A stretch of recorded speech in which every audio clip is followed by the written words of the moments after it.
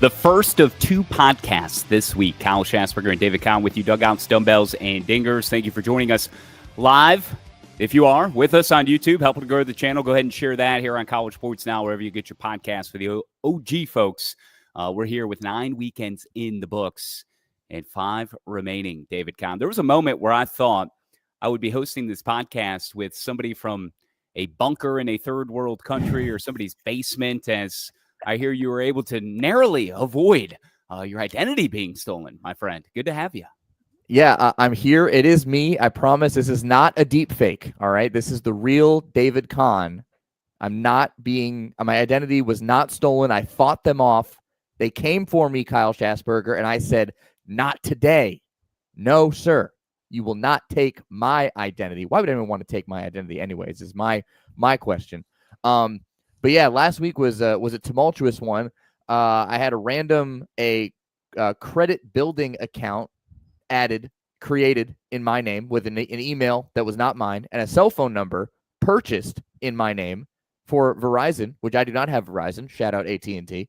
And I had to call Verizon and be like, what is this real? Like, is this a real account? And the only reason I found out about this account, Kyle, is because I got a bill for the account because they used my name and my address. So I get this bill and I go, I don't have a Verizon phone. So I call Verizon and they go, oh, well, that's unfortunate. I'm sorry to hear that. Here's our fraud department. So I go to the fraud department and they go, well, yeah, we understand. We can't declare this fraud unless you fill out a police report. So I had to call the lovely folks at the Winston-Salem Police Department and file for identity theft. Oh, my goodness. I had to fill out a real, actual police report claiming my identity was stolen. Luckily, you can do it online. It takes 10 seconds. They approved it an hour later, and then I submit that to Verizon, and then they canceled the other phone number. But then I had this other credit building account for this online website called Kovo. No fucking idea what that is. And they don't have phone. They don't have phone support. Oh, yeah, right away. They don't have phone support, so it's only email message or texting. So I'm texting them, I'm emailing them, being like, hey, this is not me. Can you get rid of this? And I finally, like, the end of the day, because they're on Pacific time, so they're 3 hours behind. And they finally get back to me, and they're like, hey, can you verify your information with us? And I'm like, sure. It's like, what's your social? And I'm like, I'm not sending you my social over email. I can call you and give you my social, but I'm not typing it out. And they're like, yeah, we don't do phone support. I'm like, well, I'm not giving you my social. So this might have been how this all started. They're like, I'm like, can you verify me any other way? And they're like, yes, if you give us your birthday and address, we can verify you. So I was like, oh, fantastic. So I gave them that and they go, okay, great. And then they're like, we've deleted the account for the email address, david.con0712@outlook.com. I'm like, that's not even my email, but that is my birthday. So somebody created an email account for me with my birthday, somehow got it linked to a credit building account and a phone number for Verizon Wireless. That was a Winston-Salem area code phone number, by the way. 336 was the area code. So they created all that. That all got added into all my credit reports. So then I had to call all the credit bureaus, freeze my credit, the whole thing. Just, disastrous stuff last week. Luckily, it's all almost over. I have to do one more thing, and then it's completely done. I've already had disputes settled with 2 of the credit bureaus, but it's been it was a long process, and it was very annoying and not one that I want anyone to ever go through. And I was lucky. I didn't lose any money. They didn't get access to my credit cards or anything like that, but still not great. But it's over for the most part. So thank God for that. Not so fast. You are here, and the police were able to intervene appropriately. You hate to see it, really do. I similarly was scammed in a way where I was out. Gosh, how much money? It was maybe over $1,000 where I had been had, much like you, but I was out a significant amount. You at least were able to nip it in the butt. I didn't lose any money, yes. And find it early.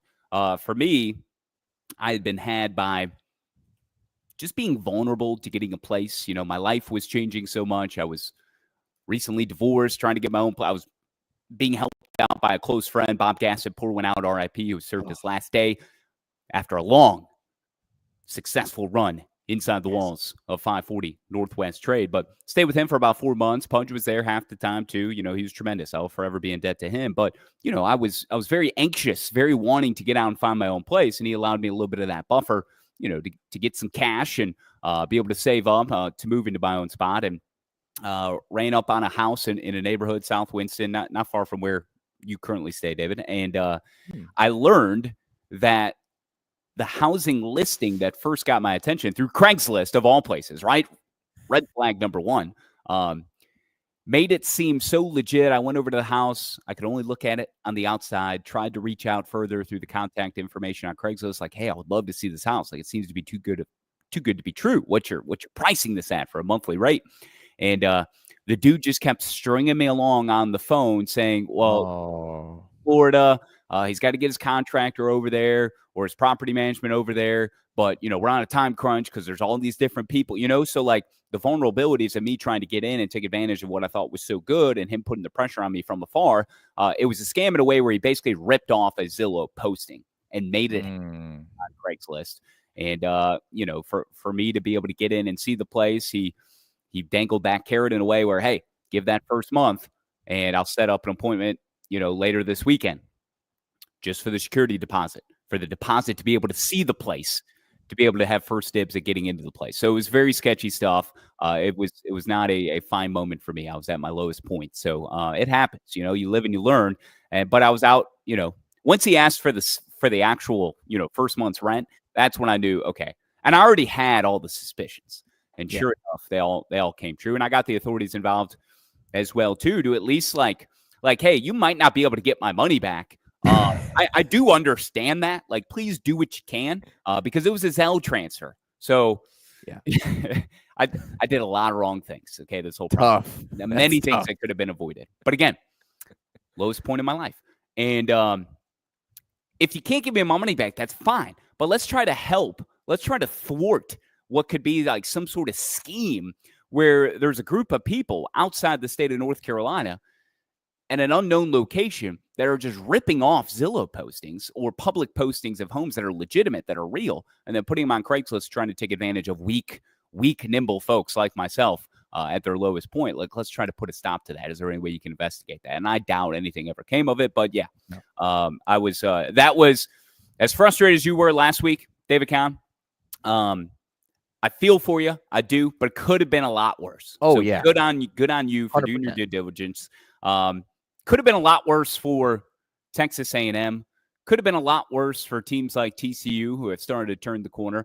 Where's the love for West Virginia baseball, David Kahn? Just now sneaking into the rankings. What is going on that a team that has, 3 losses, 4 losses, second highest winning percentage in the country? The highest. Past Arkansas now, who dropped out of the nation's number 1 spot after dropping 2 out of 3, winning the opener in Georgia, but then the Bulldogs coming back and winning a wild series. So Arkansas now number 2. Texas moves up to number 1.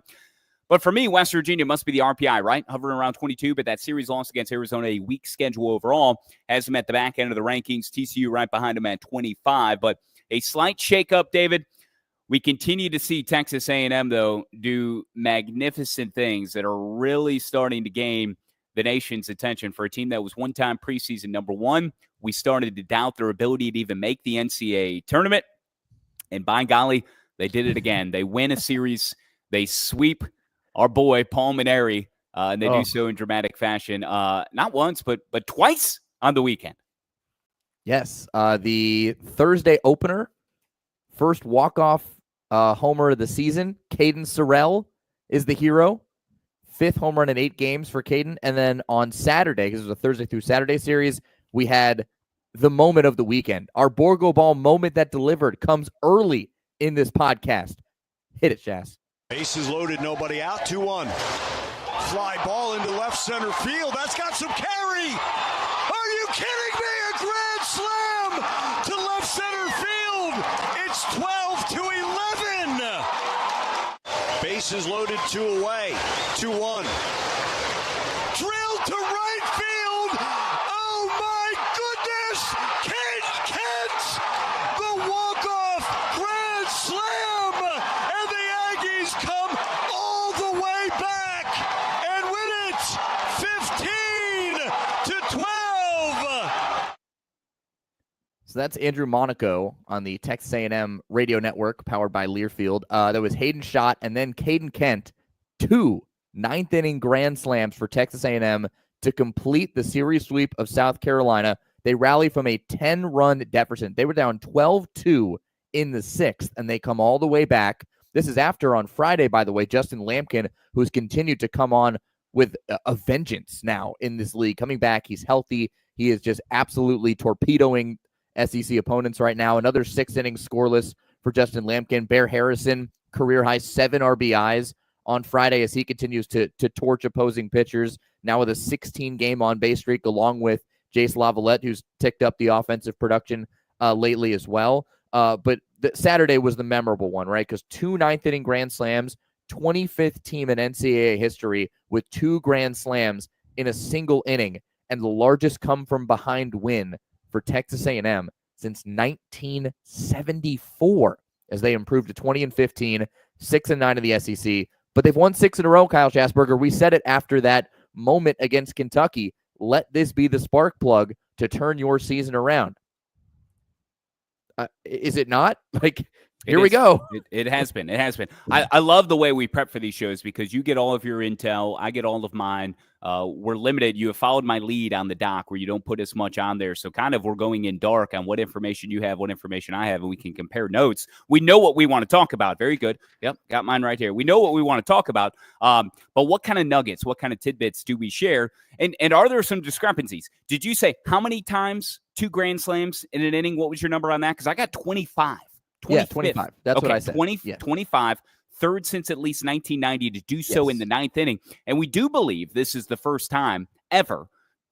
It hasn't been 1,000% confirmed, but we think it's the first time ever 2 grand slams in the 9th with the second winning the ball game.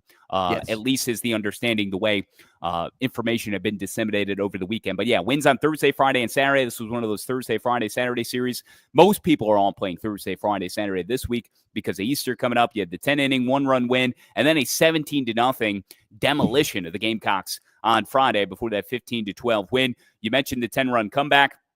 I have for the Aggies, that is their biggest comeback ever at Olsen Field. Okay. Yep. Biggest overall since at least 1974, which you noted. So we're all on the same page there. Caden Sorrell with that solo home run. We highlighted him, spotlighted his success, but since coming back from that hamstring injury a week ago on the podcast. And to the dynamic with Hayden Schott kind of falling out of the lineup because of Sorrell's emergence, and then Schott getting the opportunity in a pinch hitting role. Everything we talked about a week ago, and then it's all coming to fruition, bubbling up to the top and paying massive dividends for these Aggies in the most incredible of ways. 13 straight runs in that finale to win in a walk-off, 15-12 with 2 grand slams. The plot thickens for this Texas A&M squad, who is still just 6-9 in the SEC. Okay, let's remind folks, 6-9, 20-15. But that's 6 straight wins and 5 straight in the SEC. Overall, so it could have been a lot worse. It's not nearly the disastrous start that like an LSU had through the halfway point of the SEC season a year ago.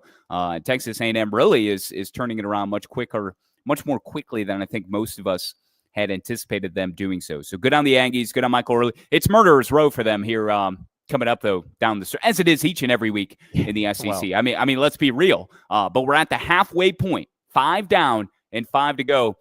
David Kahn and Texas A&M did some superb things on the diamond this weekend.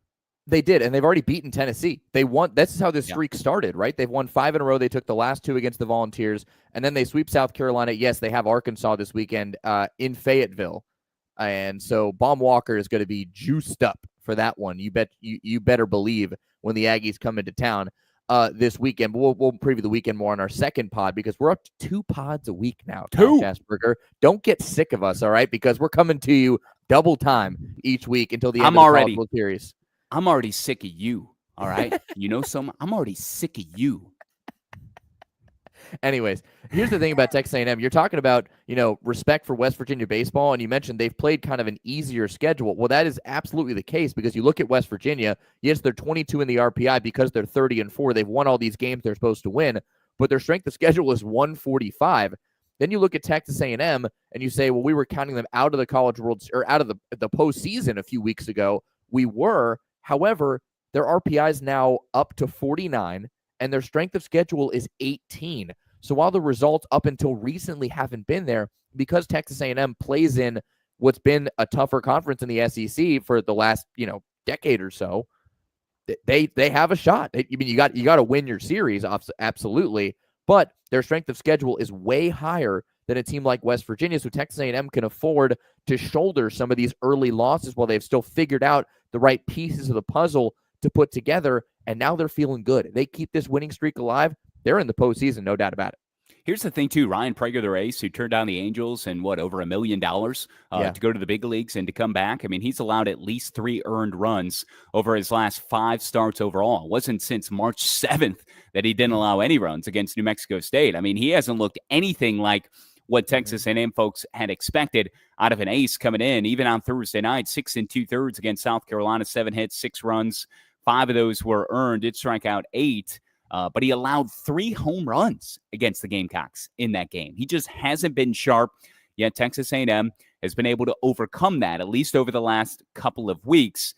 Will it continue? That game they lost against Tennessee was when Prager had pitched, when they were no hit. What was the final? 10-0. He went 5 2/3, allowed 9 hits, 6 runs, and 3 earned. He just hasn't been on. Imagine if Prager gets it going and the way the rest of that staff, too, and team will start to feed off of them. They're already winning. They're already turning the corner. But Prager, their ace, who turned down the big leagues, hasn't even been on point. First of 2 podcasts this week. We have hat tips. We have social displays of affection. We have dudes. We even have some box score bingo coming up. Later this week on Thursday's pod drop, we're going to have Georgia Tech's Danny Hall. The swan song for him. Georgia Tech is leading the ACC at 14-4.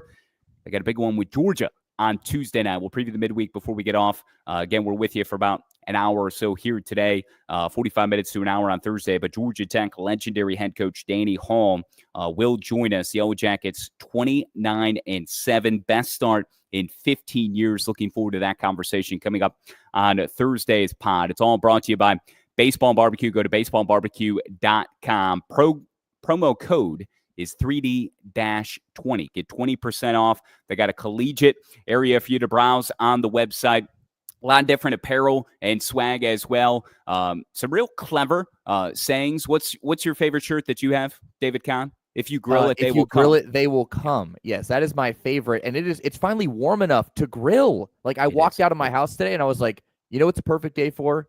Grab the grilling tools and break out the meats and slap them on the grill and get those nice spatulas and cutting boards fresh out of storage and get ready, because summer is a-coming, all right?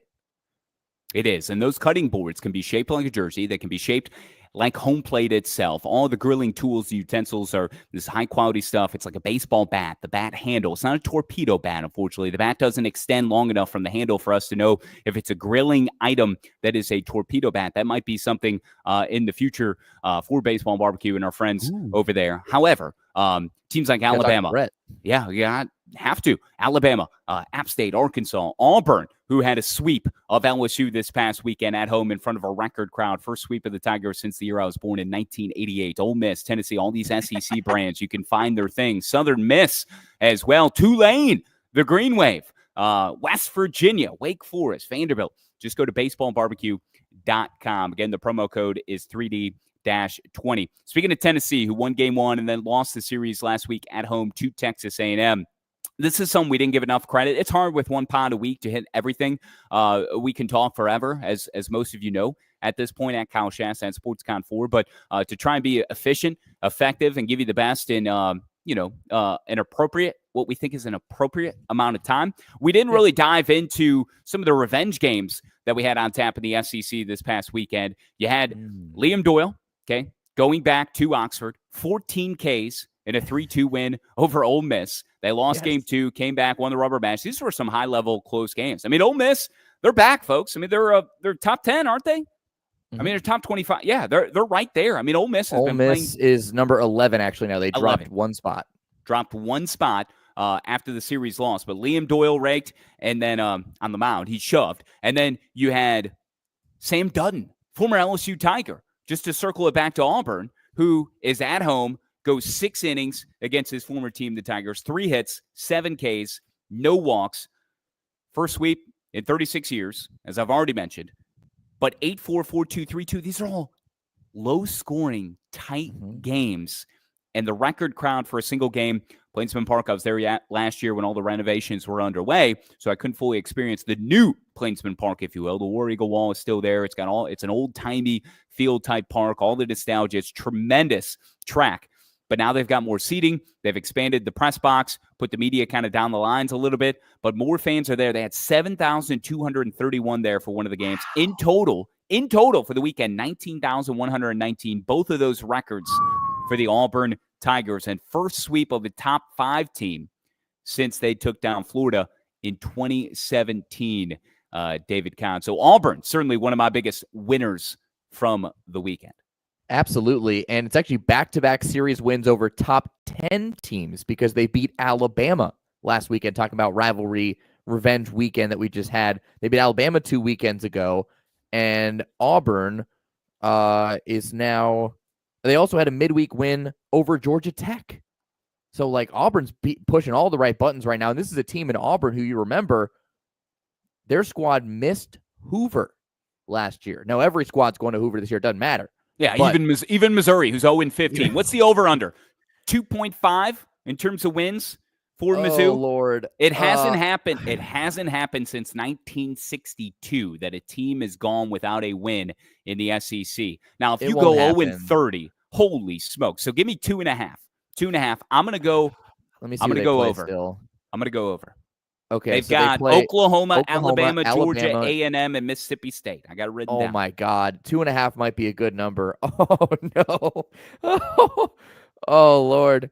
Oh, I'm so sorry, Mizzou. This is tough. I mean, they get Oklahoma in Como, at Alabama. Georgia comes to Como, and then they're at College Station. Yeah, I think the over-under should be set at 4.5. I think that's a good number. Oh, give me the under then. If we're going 4.5, give me the under. 3.5. I go 3.5 here. What would you say to 3.5? I'll take the under if you're feeling. I'll take 4 wins. Okay. I'll give Missouri 4. Yeah, I'll take the over. You take the under. We'll revisit this at the end of the season. I'm going to write this down right now. Florida got the bounce back as we expected. Yeah. They swept Mizzou this past weekend, including a 7-inning doubleheader on their getaway day, which was Saturday. But a year ago, I mean, for Carrick Jackson, I mean, this has gone backwards. I mean, it was in a much better spot a year ago, David, with Mizzou. They swept Florida. They swept the 6th-ranked Gators at the time a year ago. They won, and that was at home. They had beaten Kentucky, who made it to Omaha. I mean, Mizzou was at least competitive. Now, they didn't make it to Hoover, to your point, which has allowed us to insert the mighty Mizzou Tigers here at this stage of the show quickly and briefly. We don't need to spend too much time. But my goodness, I mean, what has happened to Mizzou? It's inexplicable, to use your word from last week. Illogical, all right? Inexplicable and illogical. I don't know what your word is for this week, but I'll just pull that one in. 0-15 in the SEC is tough to do. Because, yeah, Mizzou has been at the bottom of the league for some time, but still, like, you're still in the SEC, right? Like, you're still a good baseball team. You have to be a good baseball team to play in the SEC. You have to be. You play around that talent. It makes you better. So to be 0-15 in this league, really, really, really tough stuff. You mentioned Auburn as one of your biggest winners of the weekend. Can we go to the Hill? I want to talk about the Tops, all right? Because I think they're one of my biggest winners of the weekend. Western Kentucky continues to climb, all right? And I just want to say that, we could have a regional for hosted by Western Kentucky, okay? 31-5, 9-3 in Conference USA. Their RPI right now, Schass, is at 32, all right, for Western Kentucky. They are, but the only problem with Western Kentucky is their home stadium, it doesn't meet the requirements to host. But Bowling Green Hot Rod Stadium is 2 miles away, and they're on the road May 30th to June 2nd. So if Western Kentucky continues to dominate like they have been, as I mentioned, they're 31-5. They won 4 in a row, 9-3 in Conference USA. And this weekend, they just came off a sweep of Liberty in Lynchburg. They have a midweek at Louisville, and then they host Middle Tennessee Thursday through Saturday this weekend. They keep winning. They take care of business in Conference USA.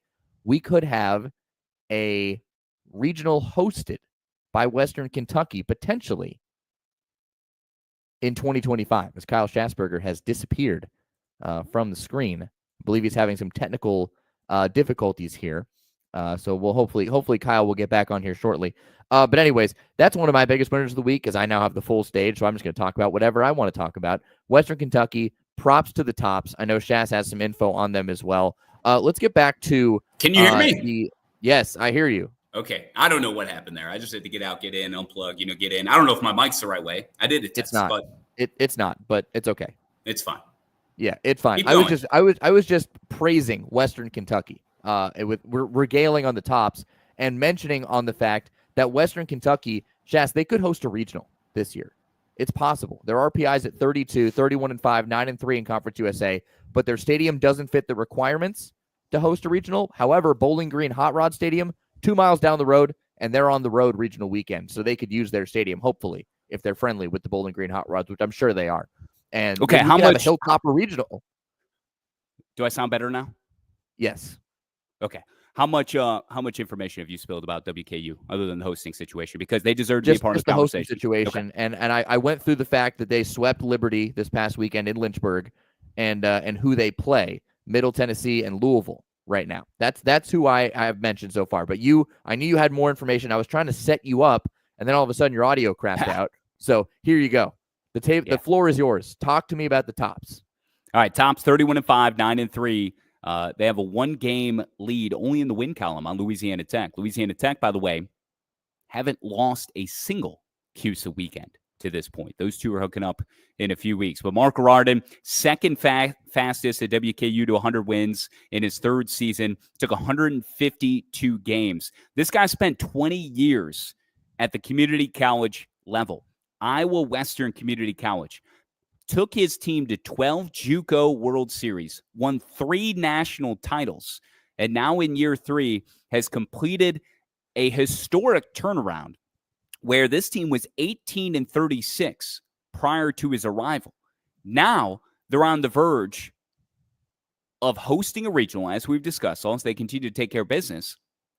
They're not first in line from a mid-major or non-P4 standpoint, but there's plenty of season still over the next 5 weeks to determine that. But 33 wins in year 1, 36 wins in year 2. They got Louisville here on Tuesday night. They host MTSU this weekend, who dropped 2 out of 3 to Louisiana Tech this past weekend. And Kahn, here's the thing at home. It's a shame that this team can't host the regional, because at their home field, they are perfect. They are 22-0 at home. Best start in school history at home. And they're balanced. Like, that's the thing. They're doing it on the mound, and they're doing it in the box, as which you would expect with a team with this much success at this point. But here are the numbers that bear it out. ERA, number 1 nationally at 2.64. There's not another team with an ERA under 3. Whoa. They're at 2.64. Texas is second nationally with a 3.03 ERA.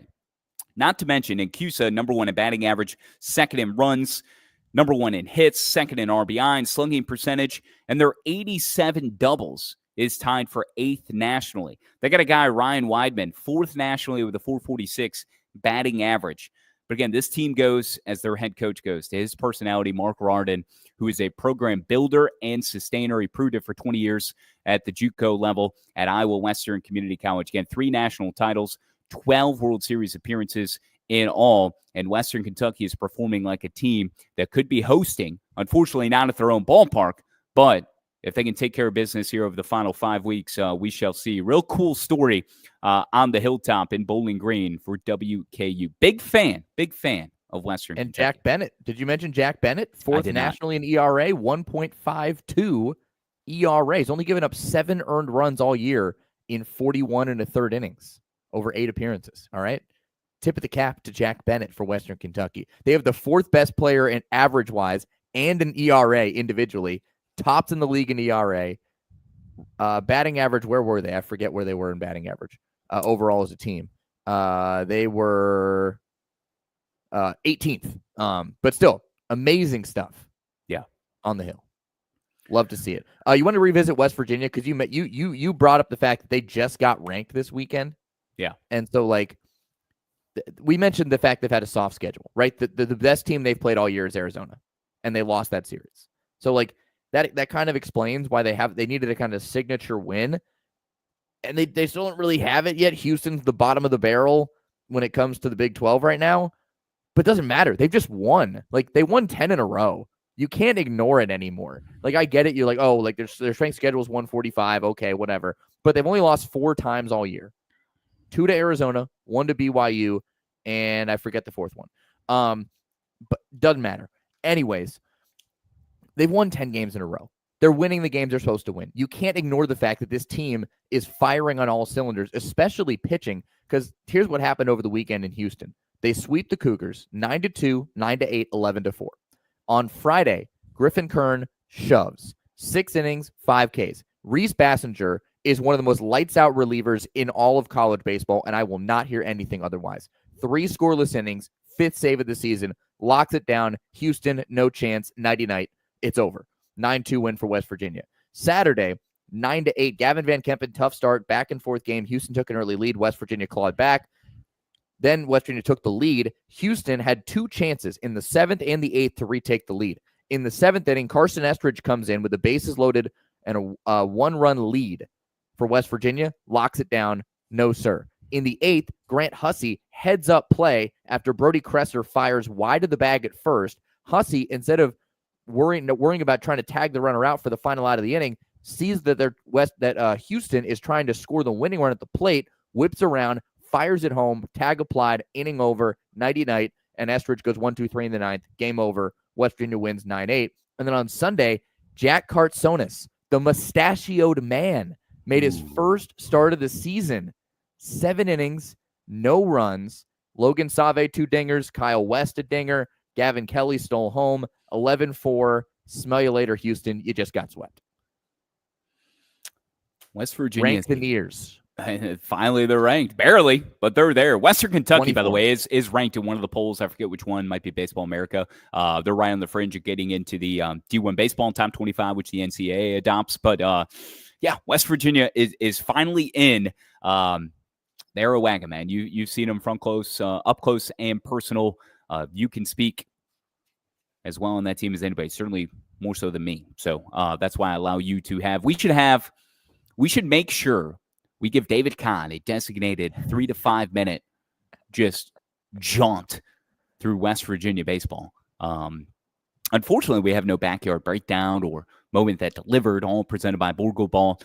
You did mention we did have the moment that delivered. That has Texas A&M. No, that resembles West Virginia. Okay. Oh, I could have given you one. There's 3 from the weekend, but I decided to go with A&M. Yes, but you gave me the A&M one. We'll give the Borgo Ball read, though, with another moment from this past weekend here momentarily that I do want to go over before we break and give you the box score bingo. I do want to circle back to the SEC. I know, I'm sorry, but how many teams are ranked in the top 10 out of the SEC? 1, 2, 3, 4, 5, 6. 6 out of the top 10, and we're talking 4 out of the top 5.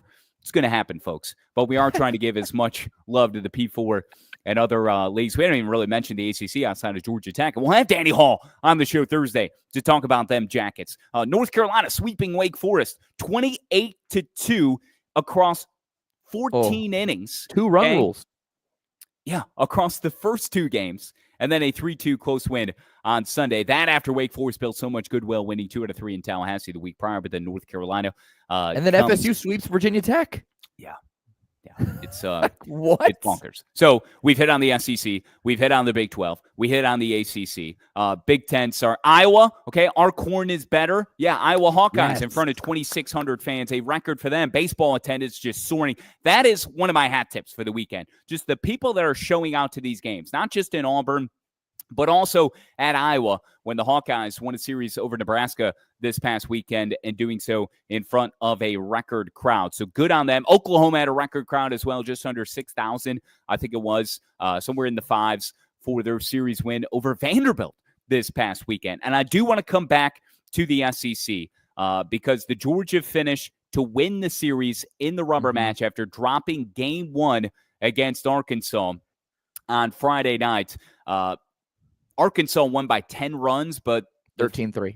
Yeah, the scoreboard was not illustrative, really, of how that game went. Arkansas just was able to pour it on in those final innings. The game was much closer than that, but then Georgia able to take game 2 and then game 3 to win the series thanks to a walk-off bomb in the 12th. Hit high out into right center with some carry. Henry Hunter has done it, and the Dogs win! Henry Hunter with a dramatic walk-off homer. That's Jeff Dantzler from Learfield, 7-6 and 7-6, each of the final 2 games in that series, both pointing in the direction of Georgia after that 13-3 loss in game 1. Henry Hunter giving Georgia the series win over Arkansas, causing the Hogs to drop 1 spot in the rankings. I think we're being too hard on the top team in the country for losing 1 series. We keep having a new one. Have we changed our principles here? Because I feel like too many times number 1 has lost a series and we haven't had some knee-jerk instinctive reaction to just all of a sudden drop them. That was supposed to be the difference with the sport of baseball. However, not the case this past weekend. I think the Hogs got jobbed of that number 1 ranking. I know Texas went out. They won 2 out of 3 from Kentucky. You still got to break that one down too in terms of the bunt. But come on, like Arkansas loses 1 series and we're going to push him back? Whatever. I prefer it that way. I do prefer it that way, but I feel like the track record has been more so to give the benefit of the doubt and not overreact to 1 weekend. No, you're right. It absolutely is. That has been the track record. By the way, for Georgia, a couple of nuggets on them. First series win over the number 1 team since 2021, and the first at Foley Field in Athens since 1993, before I was born. You were 5 last time they did it. Amazing. Anyways, you're right. That has been the trend. By the way, Georgia 32-6, 10-5 in the SEC, 24-2 now at Foley Field, going into Tuesday midweek action, hosting Georgia Tech as part of Clean Old Fashioned Hate. Again, we will have Danny Hall on the podcast on Thursday, talk about them Jackets, who are killing it right now. But yeah, is it because who they're playing? Like Arkansas played the number 5 team in the country and they lost. So is it you have to move them down because you have to move everybody else up? I mean, Texas, to their credit, like you said, went on the road, beat Kentucky at Kentucky Pride Park, 29-5, 13-2 in the SEC, 11th consecutive series win. It's hard to ignore a team like that that's right behind Arkansas, where Texas hasn't lost a series 11 straight times. Arkansas has lost 1. So if you really just compare it on that one singular level, you have to rank Texas higher than Arkansas. I agree with you. I actually like this way they're doing it this year versus the way they've been done in recent years. Because, people are just like, oh, well, you can look at it this way, look at it that way. Well, here's one singular metric you can look at. Texas hasn't lost a series in 11 straight series. Arkansas just lost 1. Boop. That's it. Yeah. There's no argument there. It's decided. By the way, for Texas, shout out to Grayson Saunier, his first career save on Sunday after he backs up Ruyer Riojas, who goes 6 2/3, career high 114 pitches, gets his SEC best 7th win of the season after the 15-inning marathon game for Kentucky and Texas that Kentucky won on a sacrifice bunt in 15 innings the day before. So both pitching staffs are exhausted. Texas uses 2 guys, Riojas and Saunier, and they get the job done. First career save for Saunier, final 7 outs as Texas gets their 11th consecutive series win, longest in league play since 2011-2012 for the Horns. Did you see that the Bergonios have redesigned the website? Yes. BackyardBaseballBros.com is where you can get your Borgo ball. They come in 4-packs, $19.99. Go to BackyardBaseballBros.com, and you're going to see a reimagined, a redesigned. You want to see it? I can show it. Go ahead. Feel free. BackyardBaseballBros.com. Designed for the perfect grip. Raised seams, most mimic the feel of a real baseball. As David Kahn is showing that off now. We appreciate it so much. Turning baseball. Yeah, it's the 360 view. Blake, Ty, Brett, Tatum. By the way, Tatum robbed a home run before our show last week. I meant to bring that up. I saw the video. Tatum scaled the wall in left center field at his high school game. We had Tatum, Blake, and Brett on the show a couple of weeks ago. And robbed a home run. Yeah, very clean. Oh, my God. The Borgo Ball foam core, safe for indoor play, built to last. You can use it outside as well. Look at this, Shass. built for backyard legends. Oh, you can be a backyard legend. Just go to backyardbaseballbros.com. Follow them on Instagram at backyardbaseballbros. Kahn, I'm going to go ahead and share my screen because I want to give you a Borgo Ball bonus mention for a backyard breakdown delivered by Borgo Balls. And this comes in an Ole Miss Alcorn State game this past week. Check it out, where a guy scores from home without any errors after leading at first. Well, I kind of lose it at that point. There's the Chatinier, the runner. He made it. He slid in successfully. And now he's going to try to take third because nobody's covering third. And Chatinier makes it in there safely as well. And now nobody's covering home. Can he do it? You bet he can. He's slid into all three bases, second, third, and home. And when are you going to see that one, Keith Kessinger? No way. Isn't that great? That is amazing. so great. So that's a backyard breakdown. We'll break it down here for you, but the video speaks for itself. For those listening on the podcast, though, it's just stealing second, third, and home because nobody is covering the base ahead.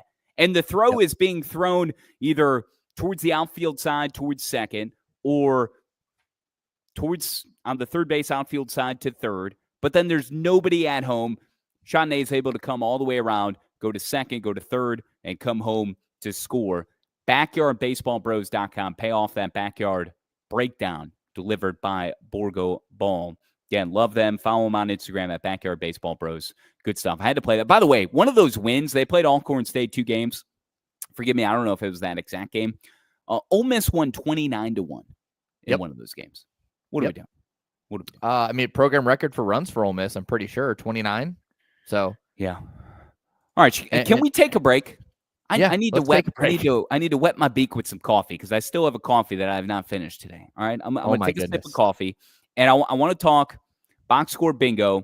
We can throw in any other items that we want to make sure we get in when we touch on the midweek slate, and then we got to get the hell out of here. Danny Hall coming up on Thursday. I do want to talk about Wiley Ballard, field correspondent on Braves television. We've got to talk about that as well. So we'll come back. Plenty more to come on the Tuesday edition of Dugouts, Dumbbells, and Dingers.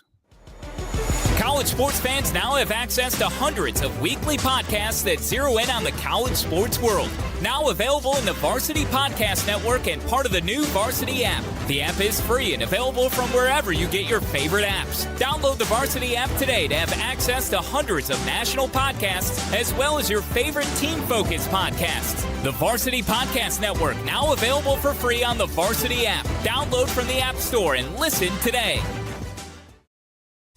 Which schools will take home the prestigious Learfield Directors Cup as the top college athletic programs for the 2024-25 college athletic season? You can follow the standings of your favorite team or alma mater at L Directors Cup on Twitter and online at thedirectorscup.com. Trophies will be awarded in June 2025 to the winning institutions in all college sports divisions. Learfield Directors Cup, the crowning achievement in college athletics. Fun up here up the Corona rooftop. Who do we got here? What's your name? My name's Lauren. Lawrence, all right. And I'm Kayla. Kayla, and you guys hang out at the rooftop lounge often? Once a year I come out to visit. Okay, well we timed it pretty well. All right, good. How are you guys feeling about root for the Braves today? Oof, I don't know. I'm hoping for the best. What about you? They're winning. Not quite. They are winning, but they haven't won. Go to work up here, guys. Good luck the rest of the way. Okay, Wiley. You got 4 innings to get the numbers.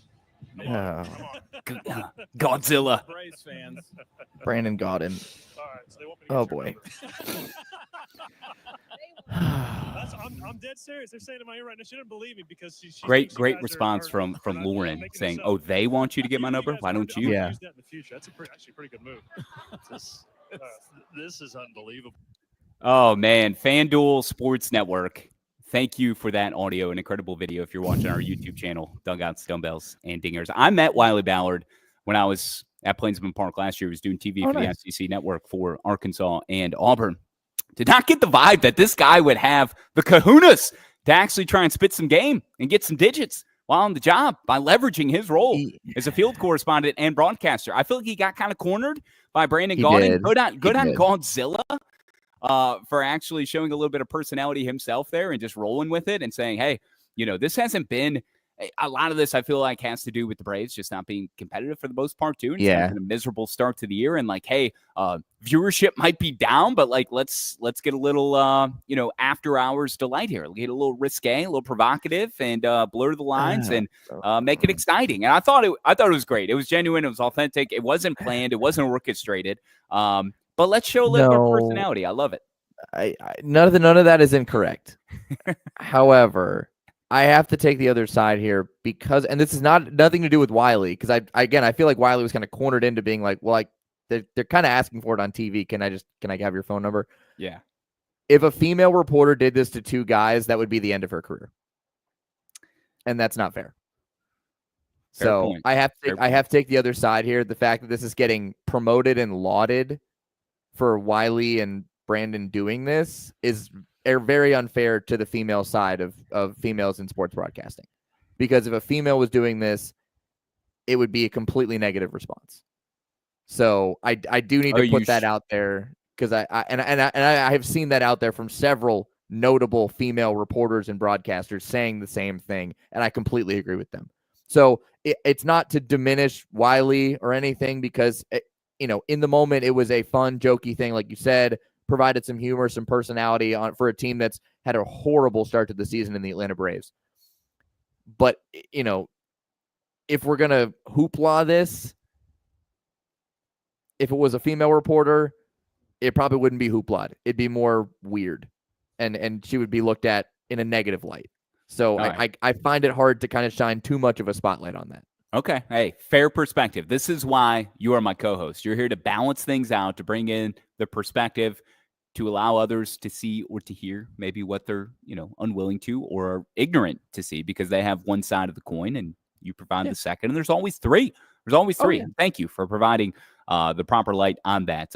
You're not wrong. So I did scoop that from Miles Garrett. I saw it this at morning, Miles too. Garrett TV. Yeah. So that's who I took the video from. Just giving him credit at Miles Garrett TV, who posted that. Now get 4.7 million views on Twitter, on X. Not Miles Garrett of the Cleveland Browns, by the way. Different guy. No, different monster. This is a TV monster, not a football monster. All right, can we do some box score bingo? Yeah, let's get into it. Eastern Illinois and Southeast Missouri State. SEMO is where we go for box score bingo. Kyle Schassburger, and I'm gonna actually share this box score on the screen so we can both look at it in its miraculousness, I think is the best way to put it. So let me pull this up here. Here we go. All right, here is the box score that I want to do for box score bingo this week. I don't know if you can see it too well. Do I need to zoom in a little bit? Yeah. All right, let me see if I can zoom in. Oh, there we go. Yep. Oh, and courtesy of 11.7, our friends. It's getting smaller actually. So I don't know what's going on here, but that's okay. I think it's because of, you know what, I'm gonna pull it up on their actual website here. Give me a second. That's what I was gonna do. Come on, rookie move, bro. Come on, you know better. All right. Anyway, so it's Eastern Illinois and Southeast Missouri State. They played baseball over the weekend, and on Friday night they had a bonkaroo game, 5 hours and 15 minutes and 19 innings between the two. They threw my 16 inning game to the woodshed with West Virginia and Arizona. As they played Eastern Illinois, they won 2 out of 3, but Friday's game was certainly something to behold as they were playing an OVC play. Let me get this box score up here. I think this is the one. I got it. By the way, when you go to the SEMO website, they don't even put the 19 innings in parentheses on the schedule. Oh, bad look. I don't like that look at all. What are we doing? All right, here we go. I got it now. Here we go. Here it is. Here's the box score. Can we see this one now? Yeah, it's better. Is that better? Okay. Do a little zoom in. All right, we'll do a little zoom in here. Yeah, there we go. That's it right there. So the biggest thing that I want to point out here, no runs from the 7th inning until the 19th inning. Runs 8 through 18, zilch. All right. 6 runs on 16 hits, 2 errors for Eastern Illinois. 3 runs on only 7 hits and 1 error for SEMO. You scroll into the box score and you expect to see like gargantuan strikeout numbers, right? SEMO, only 11 strikeouts, only 6 walks. Eastern Illinois struck out more times, won the game, 18, and they walked more, 8, but only 7 hits for SEMO, 16 for Eastern Illinois. SEMO had to use, count them, 9 pitchers in this game. Their starter went 5 2/3, and then they had another reliever go 5 innings in Gavin Johnston, where he faced 17 batters, struck out 8, only allowed 2 hits, no runs, and they still lose the game. Meanwhile, for Eastern Illinois, each of their first 2 pitchers basically throw starts. Anthony Solis 6 1/3, Dalton Boroff 6 2/3, and then the guy who gets the win, Christian Carew, goes 4 innings of 1-hit ball and faces 16 batters. I mean, there's craziness all over this box score. You've got guys with 9 at-bats, Mike O'Connor, Jake Ferguson over here, couple of 8 at-bat guys, Carson Track, Bryce Cannon, Cole Wareheim for Southeast Missouri. There is so much to break down in this box score, dude. It is wild. No runs between the 7th and 19th is the lead item for me, which you mentioned. This is kind of the other end of the spectrum when we do box score bingo, because this is pitching to contact outside of the 18 Ks by SEMO, but a lot of batted balls, just not a lot of success, not a lot of hits, not a lot of runs. It's indicated by a 3-3 game. 1 homer in total, and it came from SEMO. So, this is not the smattering of runs that we like to chronicle in these sorts of stories and wild, crooked numbers or that sort of thing. This is just a 5-hour and 10-minute ball game that went the way of the team that probably deserved it in terms of churning out enough timely hits, or at least one more timely hit in the 19th inning to be able to push across those 3 runs and win by the final count of 6-3. Because, Eastern Illinois, they did strike out those 18 times, but 16 hits, that's more than double what SEMO had. They only had 7 hits in total. So SEMO did have the 1 homer, but and no crooked number, 1 run in the 2nd, 2 in the 6th for Eastern Illinois. They trailed 2-1 after 4 innings and then went ahead 3-2 after 6, the 1 run in the 7th for SEMO, and then no runs from the 8th inning on until that 19th inning. 6 runs on 16 hits, 2 errors for EIU. EIU. 3 runs, 7 hits, and 1 error for SEMO. Love Eastern Illinois. I got some stories on Eastern Illinois. I bet you do, Mr. Western Illinois Leatherneck. Got some stories. Almost went to Eastern, did a campus visit, but only visited Eastern one time to party per se, or visit some friends. Because if I was going to go to Charleston, if I was going to go Macomb to Charleston, might as well go to Champaign and head up the University of Illinois. So, and then there's Bloomington. Charleston, Illinois? That's where Eastern Illinois is, yeah. Charleston. Oh, God. That's the 3rd Charleston I'm aware of now, because of Charleston, West Virginia, and Charleston, South Carolina. I'm sure there's probably a dozen Charleston. Now I want to know. All right. Now I want to find out. I'm sure there's a lot of Charlestons. I'm Googling it, so talk me through something else while I figure this out. I will, because the story about me going to Eastern, the one time, actually I spent New Year's 2008, I think, there when the campus was empty. Donnie and I, my best friend, the Duck. Oh, yeah. We spent the holiday there at one of our friends' apartments and had a joyous time. But we went there another time before St. Patrick's Day, which is unofficial St. Patty's Day. St. Patty's, always with D's. A couple of weekends before actual St. Patrick's Day or Patty's Day in Champaign at the University of Illinois. We went down on Thursday night to be closer in Charleston at EIU. Didn't go to bed at all that night at all. Got back in the car at like 5 a.m., drove up to Champaign. Keg was already tapped at 6:30 when we showed up, and it's just a Friday is unofficial St. Patty's Day at the University of Illinois.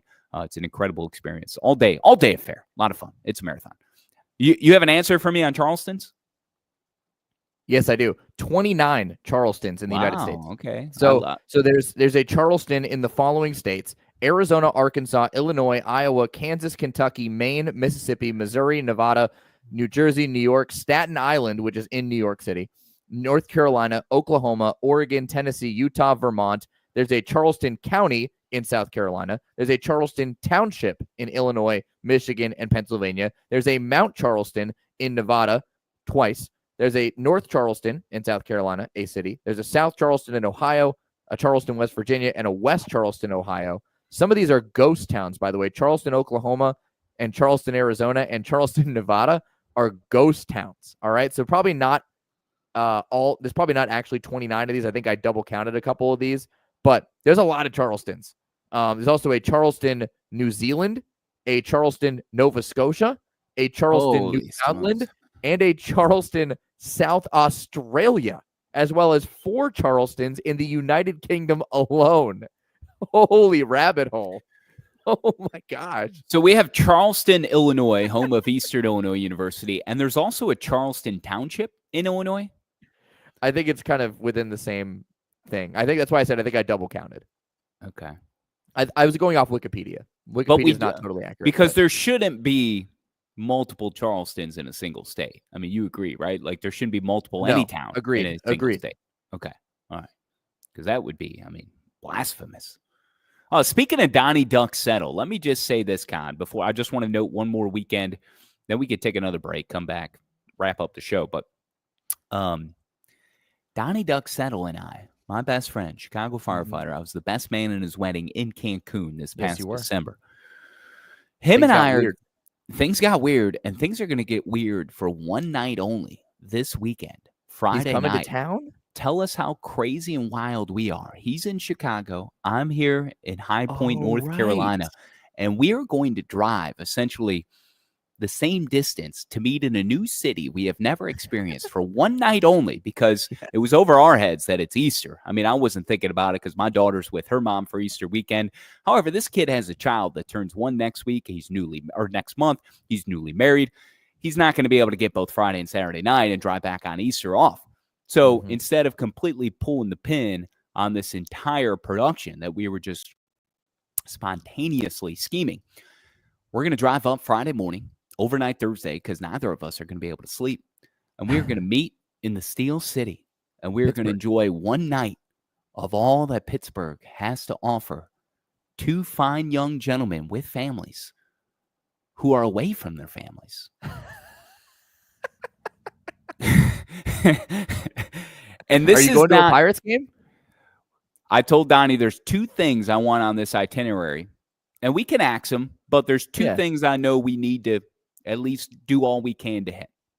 Pirates are in town hosting Cleveland. Paul Skeens, who I know threw on Monday, is I think throwing on Saturday, and it is Paul Skeens bobblehead day. But that's the day we're going to be driving back. We only have one night. Okay. Unfortunate. If we get up there at 11 a.m. Eastern, noon worst case, I'll probably get there at 6 a.m. because I'll probably start driving at 11 o'clock at night, and then I'll just sleep in my car. Get a 5-hour nap or something in the hotel parking lot. Anyways, they play Friday night. I'm like, look, the game isn't something for us to go to. The game is there to come to us.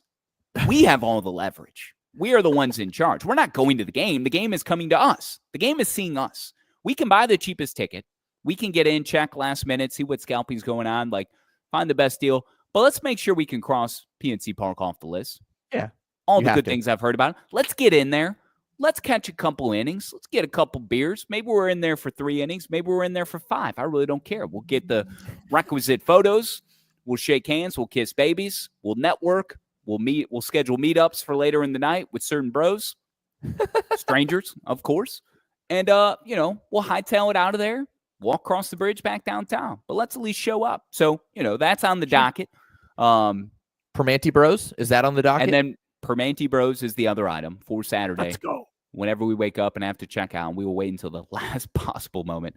So who knows? Hangover cure. Yeah, we will be going to Permanente Bros and paying off the entire weekend after that. So here's the thing. When Donnie likes to come down to North Carolina every single year, my best friend, my roommate all throughout college, and we have about a 3-4 day, stretch of letting our hair down and getting crazy and rekindling all the glory days of, from age 16, 17 when I first met him to 20 years later.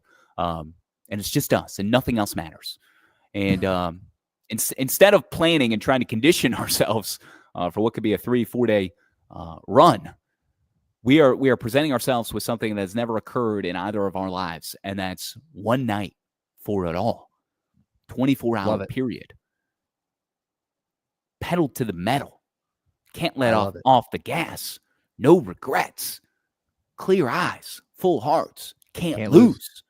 Yeah. How do you want to be remembered? Your one night with your bro in Pittsburgh. I know how I want to be remembered, and we're going to do everything we can to bring that to fruition on Friday night. I love it. In the Steel now, City. You'll be back Saturday. Back in 2 minutes on Dugouts, Dumbbells, and Dingers.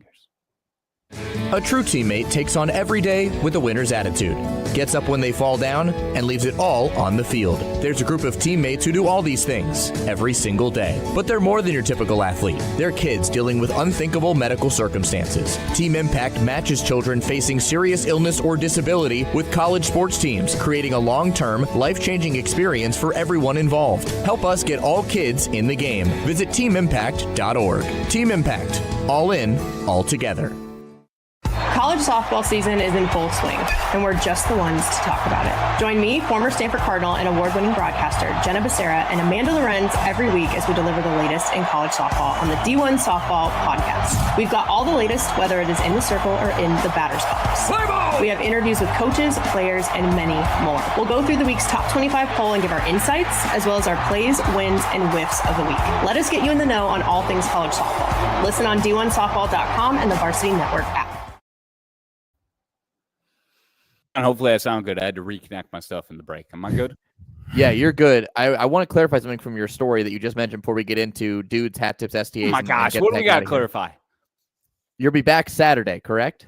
Saturday night, yeah. Why? Okay. Well, my parents are in town this weekend, and I was going to invite you to finally meet them. I guess we have to do Sunday breakfast if you're going to be around. I'll be back by Sunday morning. I don't know what time I'm getting back on Saturday or how many stops. No, not Saturday. Saturday's booked up. We have a whole thing that with that day is taken. But Sunday there are no plans on the books. You have not met the mom and dad yet. They know who you are. They watch the podcast. I would love to do a brunch of some sorts because as of right now I don't have any plans on Sunday, and if I would, it would be probably after 2:00. So they will be on a plane home out of PTI by that point. So yes, plan on it. Sunday brunch. Okay. We can do that. We can do that. I love that. The one thing I wanted to say too about spinning this off box score bingo, NC State, did you see their series win over Louisville this past weekend? So I did say they won the series, yes. So they won 13-11 on Friday. Okay. And that's the game I want to focus on just real briefly. But then they lost 25-8 on Saturday. Before winning 11-1 in 8 innings on Sunday. I mean, this was a roller coaster of all roller coasters. But the game I want to most spotlight, just real quickly, and then we'll move on. NC State in that 13-11 win on Friday, just to tell you how back and forth and just chaotic the weekend was. They trailed 6-1. NC State trailed 6-1, then led 9-7, then trailed 11-9 before winning 13-11. So had to overcome multiple deficits in a seesaw affair, and then got their brains beat in 25-8 on Saturday before coming back and winning in 8 innings, 11-1. All right, Kahn, take us where you want to go next. All right, let's go to the dudes and the hat tips. I think we're ready for that. Let's go to the dudes first. I'm going to start. You remember a couple years ago, what was that guy's name who caught the raccoon at Baum-Walker Stadium? You remember that guy? We had him on the podcast. Yeah, Grant. He was awesome. Yeah, Grant. That's right.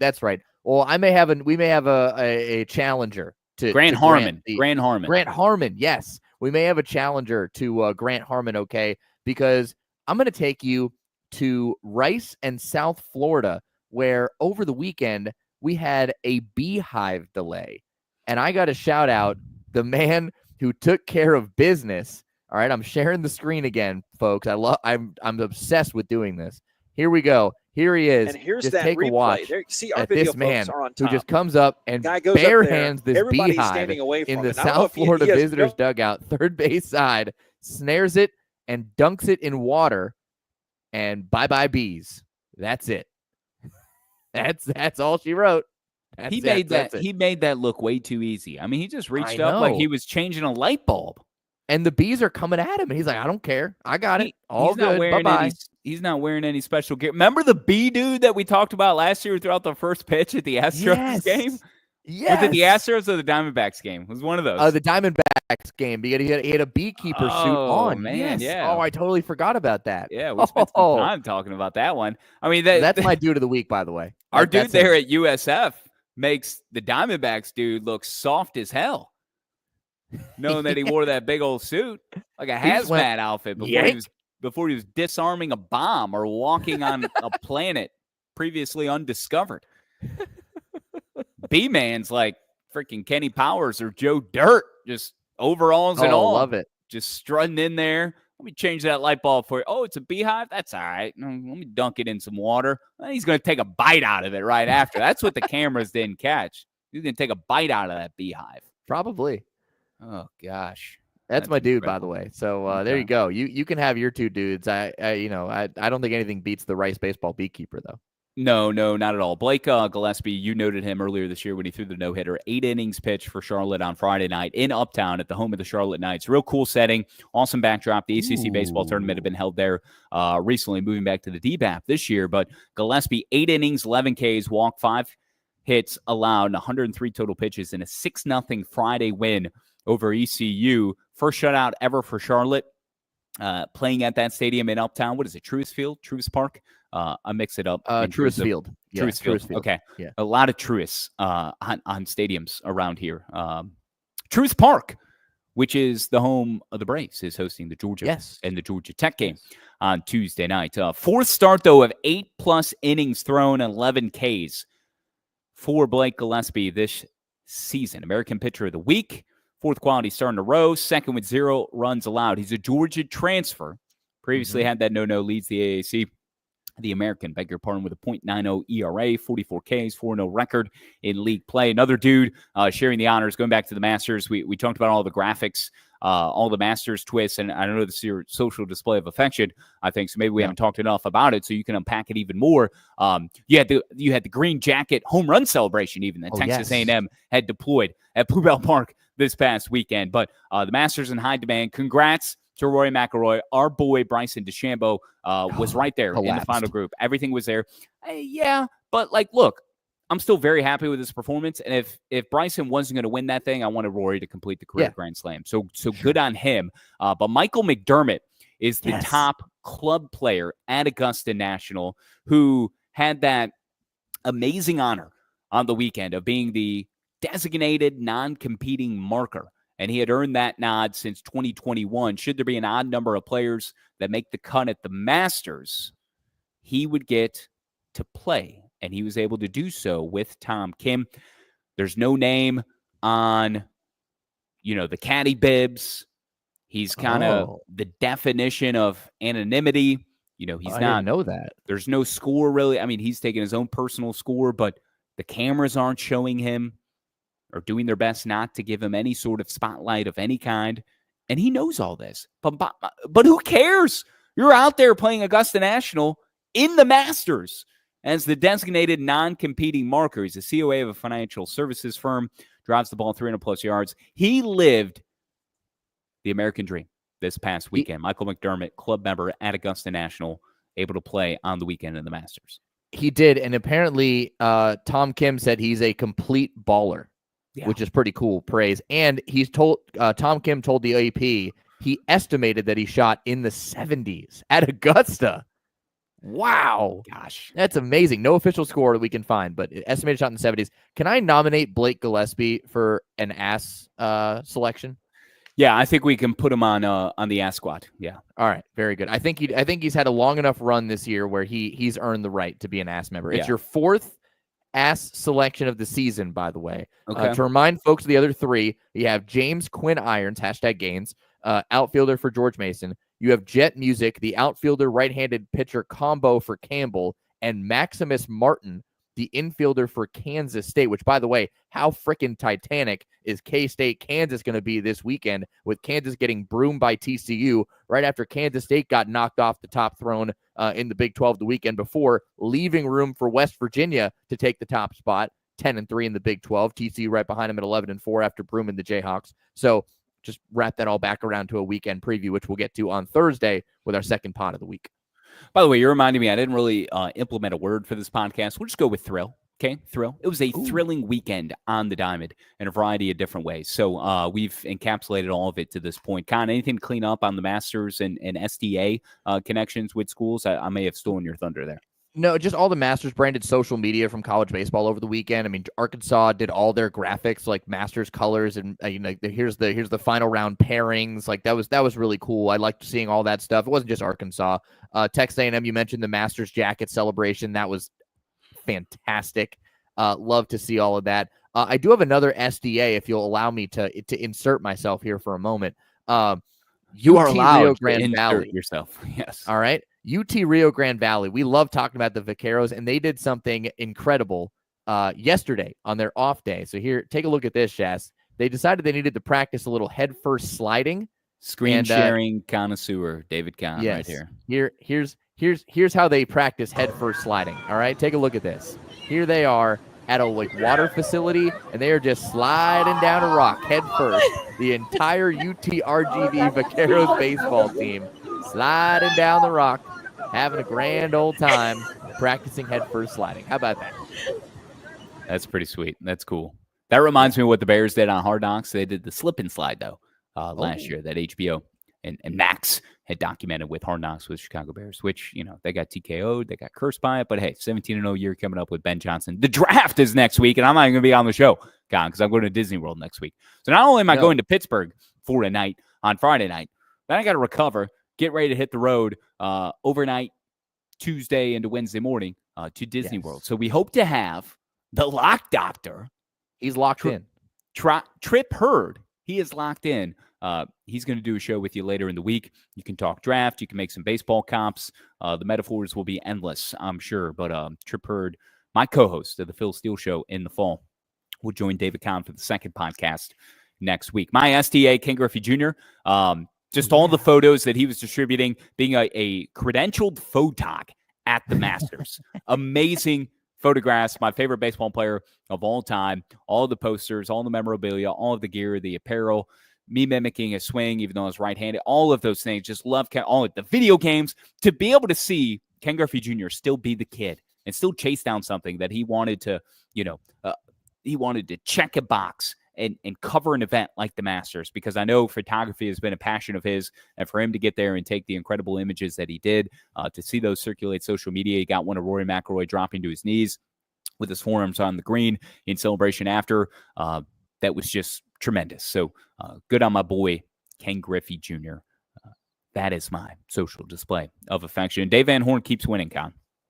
Yeah, Dave Van Horn keeps winning, 1,500 and counting for the Arkansas skipper. So got to give a hat tip to DVH, right? I mean, we've spotlighted Arkansas plenty on this show, and we'll continue to spotlight them as they are now the number 2 team in the country after dropping the series to Georgia over the weekend.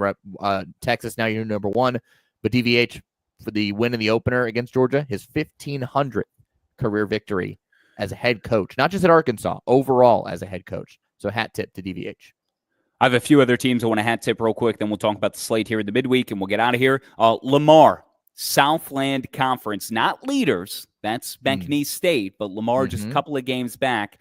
Lamar has won 15 out of 16 games overall, including a 5-4 win in 10 innings against Nichols Friday, where they rallied from a 4-run deficit in the 9th. That was to win 9-8 in game 2. So they win the opener by 1 run. And then they come back from 4 down in the 9th to win 9-8 game 2, take the series. And then in a 7-inning affair, a run rule, they win 16-5 over Nichols. 15 of 16 for Lamar. How about 16 of 18 for St. John's, your Big East leaders? The Johnnies started the year 0-7 and 1-10. They won 1 game in their first 11. Since then, they've won 16 out of 18. They are 18-13 overall, 6-0. They lead the Big East. They are unblemished in league play. And one more for you. I've already brought them up. Louisiana Tech. You're probably going to chuckle on this one. Haven't lost a CUSA series. But Trey, this past weekend, they took 2 out of 3 from NTSU. There's one guy in particular I want to tip the cap to, and that's Sebastian Mexico. The Gulf of Mexico, as it is still referred to. in Ruston, Correct. Louisiana. Over the last 10, I got a Golf of America tank that just got mailed to me from Amazon that I'm going to wear at Disney World next week. 16 of 43, Sebastian Mexico over his last 10 games. He had a walk-off home run against FIU 2 Fridays ago. But then he also capped off what was an incredible comeback for Louisiana Tech in the 9th inning where they scored 7 runs. They had a 7-run 9th inning Saturday in a 10-8 win over Middle Tennessee State. And he had a 3-run blast to help lift them ahead. He's got 4 home runs. He's got 18 RBIs and 16 hits over his last 43 at-bats over the last 10 games. So Louisiana Tech is turning into quite the show in Conference USA. Again, they have Western Kentucky coming up in a few weeks. This weekend, they have Liberty. They have the Dallas Bombers coming up, DBU. Also, they get a guy, Trey Housey, a freshman, 2 opposite field home runs, Oppo Tacos in the win on Friday. And Luke Cooley has a no-hitter in 8 innings a few weeks ago, 135 pitches, no hits, did walk 2. So things are coming together for Lane Burroughs and Louisiana Tech. The floor is now yours, Kahn, to set the table for the midweek. All right, so tonight, Tuesday, as you're listening to this pod, the day it comes out, we have a ton of really tasty action. I'm going to rip through them all, rip it off like a Band-Aid, Shass, and then you tell me the top 2 that you're looking forward to following tonight as you crack open a tasty beverage and relax on your couch in parts unknown, North Carolina. Yes. And I won't reveal where you live, even though I do know. But anyways, we have the top-rated team, Texas Longhorns, taking on the team that just practiced headfirst sliding off a sliding rock, UTRGV in Austin. That's the starter. Then you have clean old-fashioned Diamond Hate, number 5 Georgia, number 14 Georgia Tech. You got 6th-rated Oregon State at number 10 UCLA. You have number 9 LSU taking on the Southland leaders in McNeese. You have Western Kentucky on the road at number 17 Louisville. Number 21 Coastal Carolina is in our backyard. They're taking on the Demon Deacons tonight, who we mentioned got torched over the weekend by North Carolina. You have number 22 Arizona and Grand Canyon. 23rd rated Southern Miss at Southeastern Louisiana. And number 25 TCU, second place in the Big 12, right behind West Virginia, taking on Dallas Baptist. What's your top 2 selections for the midweek? Do you have any locks for the midweek? Oh, my lock. You don't have to have one. Only if you're feeling it. I'm not going to force you. I mean, a lock, but I don't think I'm really going out on a limb here. I'll take Southern Miss over Southeastern Louisiana. All right. No disrespect sure. to Sela. Week 10 midweek, Southern Miss over Sela. All right, we'll see. You're currently 3-2 on surefire locks this season. You are 3-1 in your last 4 though. So you had Florida beating FSU in a midweek, Wake Forest win series at FSU. Those are your latest 2 wins. Before that, UT Rio Grande Valley let you down against Southern Miss in a midweek. So now you're flipping the script. You're going with the Golden Eagles to get a midweek victory over Sela. We'll see if you can improve to 4-2. Give me one more. Give me one more. One more. Western Kentucky. All the Western Kentucky love that we had here for Mark Rardin and the Tops.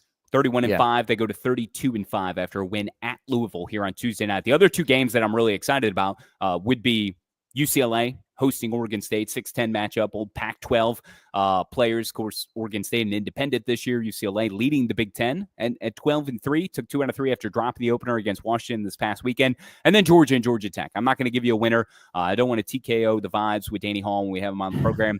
We didn't TKO Cal Poly. They won the series. We did not. Much like UCLA dropping game 1 against Washington, winning the next 2, Cal Poly dropped the first game on Friday to Hawaii, but then came back and won that series, including the next 2 games. So still a tremendous start for them in league play, what would be 14-1 at this point through 5 weeks in the Big West. Our thanks again to Larry Lee for coming on the program last week. But Georgia and Georgia Tech. Georgia leads all time 219, 168, and 2. Georgia Tech has been the biggest riser in the polls over the last couple of weeks. Most potent offense in the P4. Yellow Jackets lead in batting average, hits, doubles, OBP, runs per 9. Georgia Tech, the only ACC team, and 1 of 5 among Power 4 in the top 25, both runs per game and ERA. The other 4, Arkansas, Tennessee, LSU, and David, West Virginia.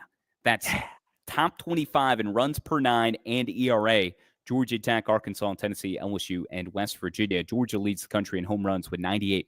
Will this be the last time that Danny Hall faces the Georgia Bulldogs? Here's a surefire lock for you. It won't be. I think those two are going to meet in the postseason. Regional, yes. Yeah. It could happen. It happened last year. Yeah, book that. All right, we're getting out of here. Kyle Schassburger, David Kahn, thank you. Follow the show on YouTube. Dumbbells Dingers, wherever your podcast. Back to the show with David.